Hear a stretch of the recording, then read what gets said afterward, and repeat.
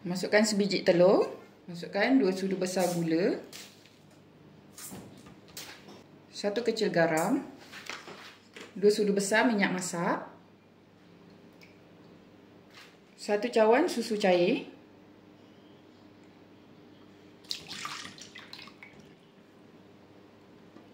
1 cawan air. Gaul-gaul sebatikan dulu.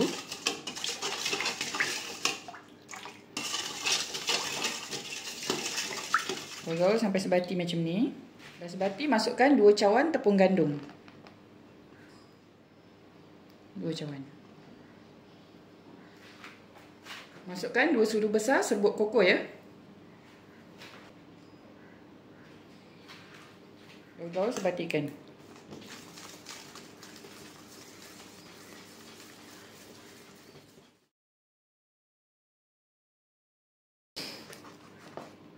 Okay, gaul sebati sampai macam ni. Okay, adunan ni masih berbintil, jadi Cik Okit akan kisarkan supaya adunan ni menjadi lebih halus ya. Tuangkan adunan ke dalam blender.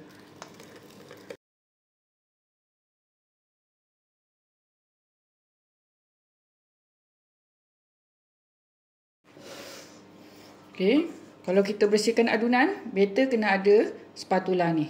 Okay, tengok bersih adunan, boleh masukkan ke dalam blender. Nampak? Kena guna spatula ni.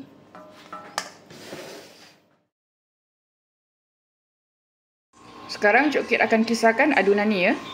Kisar selama 2 minit. Tips Cik Okit nak kongsikan, kalau kita nak tahu adunan kita ni dah cukup ngam, tak terlalu cair, tak terlalu pekat, gunakan teknik pusaran. Kita tengok, kalau pusaran kita terlalu besar, tambahkan tepung. Kalau terlalu kecil, tambahkan air. Okey, pusaran tu kenalah sebesar jari kelingking ya. Sekarang boleh tengok adunan Cik Okit ni ya. Pusaran dia tak cantik, tak sekata dan besar. Jadi Cik Okit kena tambahkan tepung sedikit demi sedikit sampai pusaran tu cantik dan sebesar jari kelingking Cik Okit. Tambahkan tepung sedikit demi sedikit ya, sampai pusaran tu cantik dan sebesar jari kelingking. Lepas siap dikisar tadi, Cik Okit terus masukkan ke dalam botol menjala Okey, Cik Okit menggunakan botol jala 5 lubang Bismillahirrahmanirrahim. Okay, Cik Okit menggunakan pan honeycomb bersaiz 28 cm ya. Untuk masak roti jala coklat, kita tak perlu masak lama-lama sebab kita tak nak kita punya roti jala menjadi rapuh. Okay, asalkan kering je bahagian tepung atas ni, kita terus angkat. Alhamdulillah, bila tepung dah kering, terus kita angkat Cara Cik Okit angkat, Cik Okit lipat dua dulu. Supaya kita punya roti jala tak putus bila kita angkat. Okay, lepas tu kita renggangkan tepung dia. Ya, lepas tu mudah untuk kita angkat macam ni. Lepas kita angkat, kita terus letak atas pinggan, bawah dia alas spatula supaya kita punya roti jala ni dia tak melekat dekat pinggan. Okey, sementara tu kita masukkan lagi roti jala dekat kuali. Okey, lepas dah masukkan, kita akan lipat roti jala ni. Jadi dia dah sejuk sikitlah kan? Tak adalah panas-panas. Lipat dua macam ni. Okey, lepas tu gulung-gulungkan.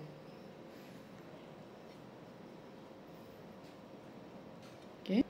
Alhamdulillah, roti jala dah siap. Alhamdulillah, untuk 2 cawan tepung gandum, Cik Okit dapat dalam 27 pieces roti jala coklat. Selamat mencuba.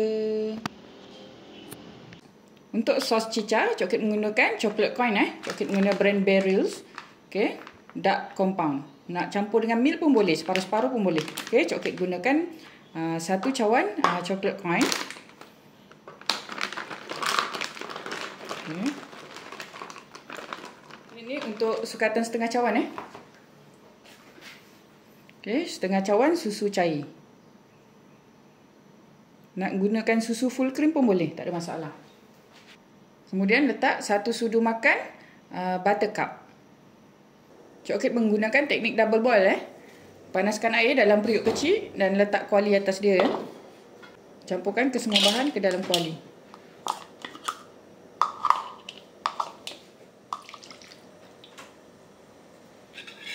Masak sampai semuanya sebati Alhamdulillah, semua dah sebati, dah tak ada ketul-ketul. Coklat dia pun dah berkilat macam ni, boleh padamkan api. Okey, sekarang ni coklat ni masih cair cair, tapi bila dia dah semakin sejuk nanti dia akan memekat lah. Okey, dia akan semakin pekat lagi. Alhamdulillah, roti jala coklat Cik Okit dah pun siap. Selamat mencuba.